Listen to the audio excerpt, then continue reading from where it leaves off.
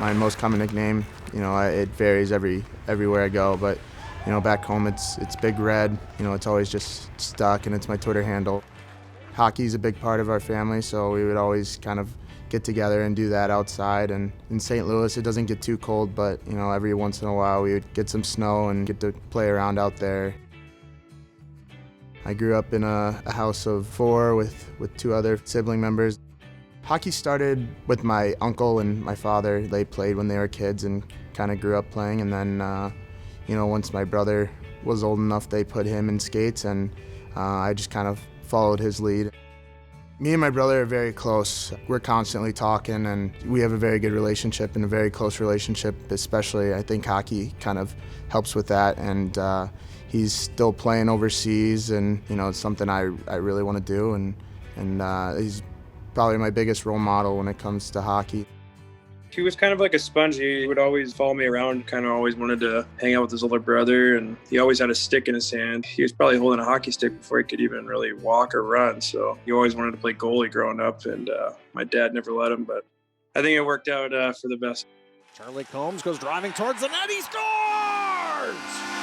Took it all the way across to the far post. Slides it in between the post, and Jerusa gets 1-1. I was fortunate enough to get a scholarship to go to Bemidji State University. It's a pretty small town on a big lake, but spent 3 years there. It was a great time. Freshman year, I kind of jumped in and tried to make a name for myself, and I developed so much as a hockey player. I would say that I really rounded out my game to be a more complete 200-foot player, and have nothing but good things to say about Bemidji. I got my degree from there, and I'm very happy with that. Did well for what he was given, and I think heading into the summer we were really focusing on trying to do the grad transfer and trying to find the best spot for him. Skill is there for you. You got to have that in order to play. That's the first thing that's going to get you noticed. After that, work ethic. And once you're on the radar and we recognize who you are, then we start to do our homework on character, what they're like away from the rink, and what they're like as a teammate. Those are all the boxes you have to check. I was sitting here, saw his name. You're always on the portal, you go through all the names. I've known his game for a long time. What gets him recognized is he scores a lot of goals. Wherever he's been, he's scored. His old school, his old junior team coaches have all had nothing but great things to say about his personality and character, which is combined with a strong work ethic. And once we knew about that, combined with his goal scoring, we knew we wanted to get him here.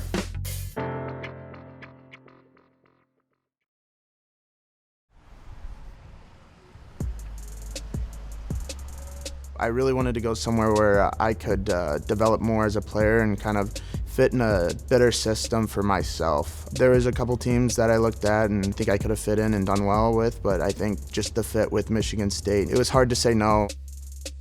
Once I got that first email from X, it was an easy decision for me, and obviously I couldn't come for a visit. Committing before even knowing if we were going to have a season or not was definitely kind of the high risk, high reward situation. DC, he did an awesome job of telling me kind of his expectations for me, and it fit everything that I wanted and more. Coming here just to open and see new things was something that I really wanted to do, and I think it really did pay out. Still 53 seconds left in the power play. Spartans doing a great job. Combs shot, goal! Charlie Combs first as a Michigan State Spartan. Right when I showed up to campus, I had to quarantine for 7 days and take 2 COVID tests, so I was here in East Lansing for a week without really meeting any of the guys or my roommates. I got really close with my pod, and it was such an easy transition for me. The guys are such great guys. They were all welcoming and open for me, and that was something I was definitely nervous about, was coming into a situation where, I didn't fit in or something, but it turned out to be an awesome fit. We got to make sure we get the right character and personality that can come into a locker room that's already been established. And Charlie's done a fantastic job of that. And the cool part about all this, Drew DeRitter was asked in an interview, who's the funniest player on your team? Charlie Combs was the answer. That says enough about Charlie. To make the switch to Michigan State, I think it's just so big for him. I mean, he's getting top-notch academically, and obviously with the Big Ten being so competitive, I think it's just a great mix of academics and the hockey. So I think it's just a really good fit for him. This opportunity means the world. I'm just fortunate to continue my hockey career, and the bonus of Extending my studies is even more special. Getting my master's in sports coaching and leadership in that program has been awesome. It's something that, you know, I want to do when I'm older. Quick shot, not sure if it made it through. Big hit along the far side. He gets the opportunity to graduate with a 4-year degree from his previous school and leave here with a Michigan State Master's, which is going to go a long way. What we tell all recruits, the Michigan State brand is known worldwide. But he's going to be able to get a job because of the network we have here at Spartans. I've definitely developed even more. Every year is, you know, a chance to get even better. Michigan State's really upped my game, and, you know, the speed aspect and, you know, the way of thinking the game. This is such a fast game that, you know, I'm coming out to practice with all these good hockey players and picking their brains and just watching everyone play and competing against top-end skill night in, night out. Every day during practice, you know, I can just see myself creating better habits, you know, that, you know, I'm happy with, and something that, you know, I hope sticks and keep growing and keep moving forward. Here's a long shot coming from the blue line from Powell Connor, a little tie-up, and it's in the net. The Spartans have tied it up. And what an addition Charlie Combs has been to this Michigan State program, the graduate transfer from Bemidji State, now his 3rd goal of the season. The most important part of his game is his relentless pursuit of pucks. The puck is the most important thing in hockey. And you gotta have the courage in order to get it, and he has that. His job is to go out there, stay above pucks, stay on the right side, and when he gets it, put pucks on net. When he does that, goals will come, points will come for our team, and success will follow. Take care of his classes, do his work. We have nothing to worry about there. Michigan State is going to be a better hockey program this year and in the future for having Charlie Combs. I want to stay in the game of hockey, and it's definitely my passion, and couldn't see myself anywhere else. Learning the ins and outs of coaching is, you know, it's been special, and I'm excited for the future in both receiving my master's and playing hockey.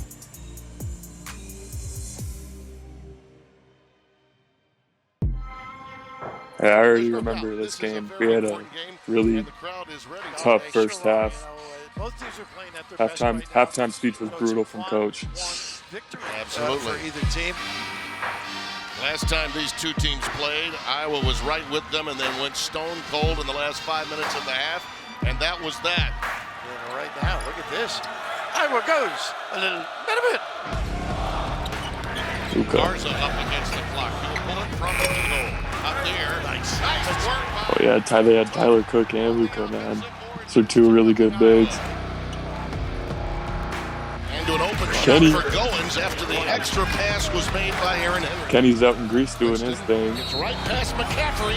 Count it. And a foul. Cash.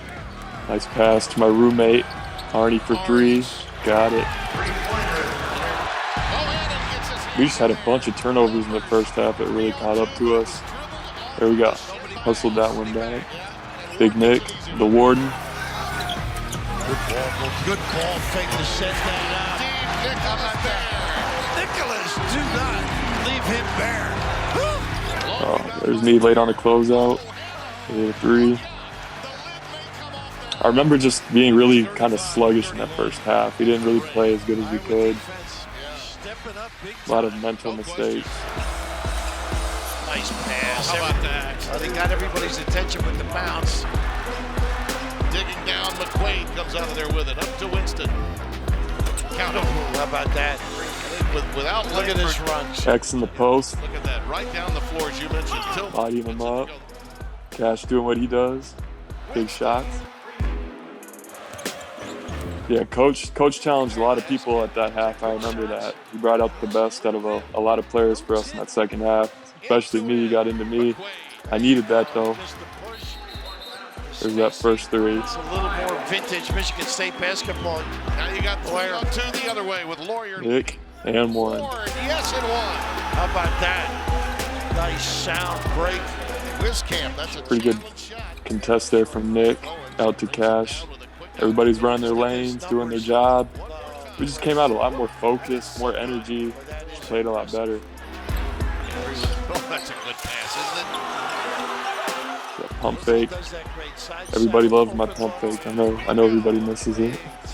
Yeah, that was definitely a big game for us. Just felt like a lot of adversity and being down 4 at half and not playing as well as we could, and then coming out in the second half and really coming out more focused, more energy, really attacking the game plan, and everybody just doing their job and knocking down shots. And I feel like we grew a lot from that game. I am very resilient. I don't think there's nothing that life can throw at me that I can't bounce back from. And I say that because I've always said how much I love basketball. Like, I love it, I love it, I love it.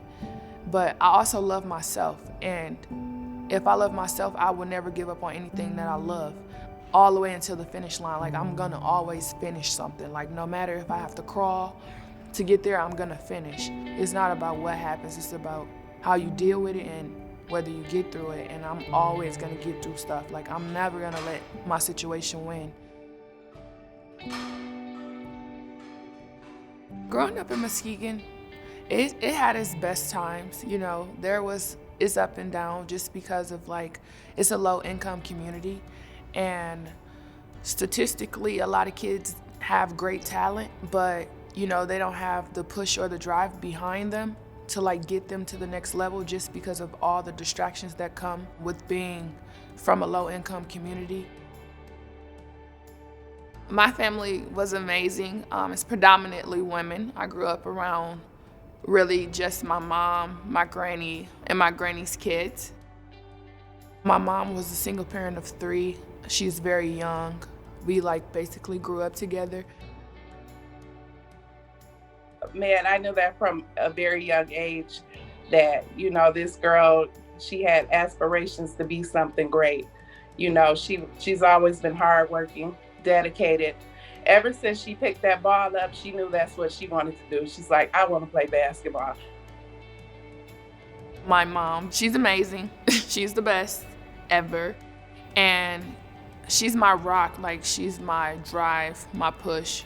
She helps me all the time, like, even to this day, like, when things just get too chaotic for me. A lot of people don't know because I'm like, you know, I display myself as, you know, the toughest person ever from my mom, because she's the exact same way.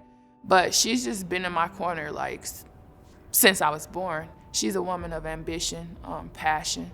She's very wise. She's young, but she's very smart, because anybody that could have 2 kids in high school and still graduate on time and pursue college is, I mean, I would never be able to do anything like that. But she did, and she raised her kids up.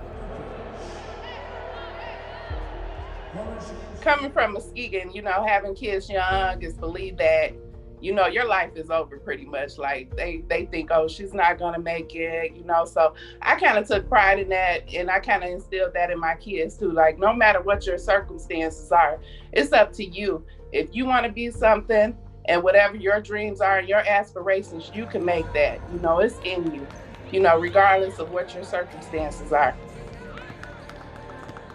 If my mom can come, she's gonna come, whether that's driving, flying, they're gonna make sure they're there. It's actually really killing her right now that for my last season, she couldn't be here. But we were very supportive of each other through hard times. And some of the challenges was her being gone, and she couldn't make it to some of my basketball games. In the beginning, when I first started playing basketball, that was challenging to me because I was really young. Like, I started playing basketball 5th grade. So just to be that young and, like, having to go to the games by myself, sometimes my sister would come. Just looking up, you know, you always want your mom to be there, but I knew that when my mom could come, she would be there, and she would be the loudest in the gym and the proudest in the gym. But that was some of my challenges. And just, like, working, like, you know, seeing my friends who have their father and their mother in their life, it was kind of, you know, I wanted that, you know, that was a dream to, like, have both parents, but in reality, I didn't, and that was fine because my family is great, and I never needed for anything. I always had everything I needed, so I couldn't complain. I think, you know, family support is very, very important, you know. If nobody faces there, you know, I prefer for her to see me. At least she knows that I'm there to support her regardless of what's going on. You know, everybody's always willing to come out and support her. You know, she's had some serious injuries, you know, that, you know, could have broke her spirit and broke her down. So, you know, we just try to gather around that and make sure that we offer as much support as we can. you never would know, like, if we're struggling or not. As a kid, I never had to, worry about things because my mom, even though she was young, she was strong and wise enough to keep it away from me, to try to steer my focus on what was important to me, which since I've been able to remember, I've always wanted to play basketball, and that was one of the most important things to me.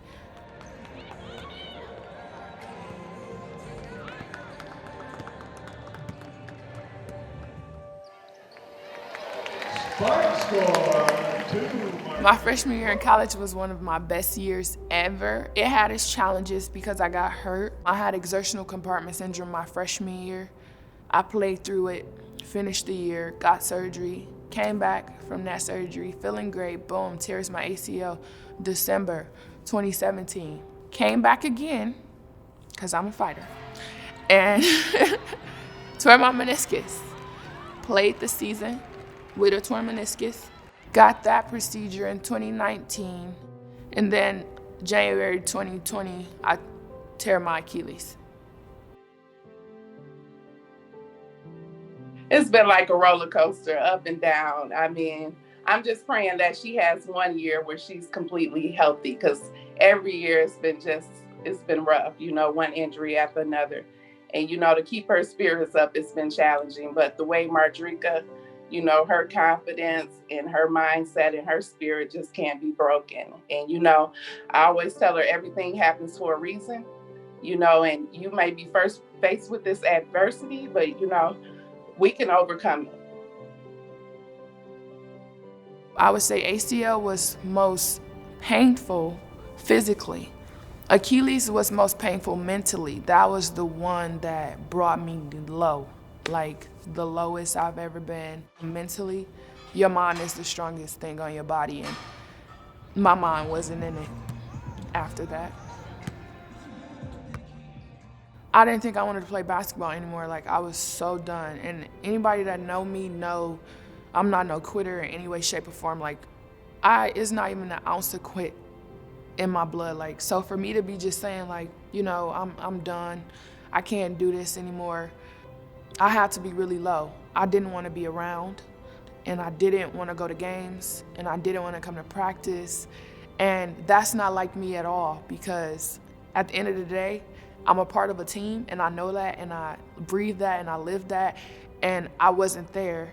They never was on me too hard to where they were like, Dreka, you need to come to practice or film, or, they kind of just let me go through it, which I really appreciate because I needed that time. And I think if they would have forced me to be here, it might not have been the prettiest thing ever. But because they gave me that time, I was able to heal mentally. And then when I did come back and I was able to travel, I was all in.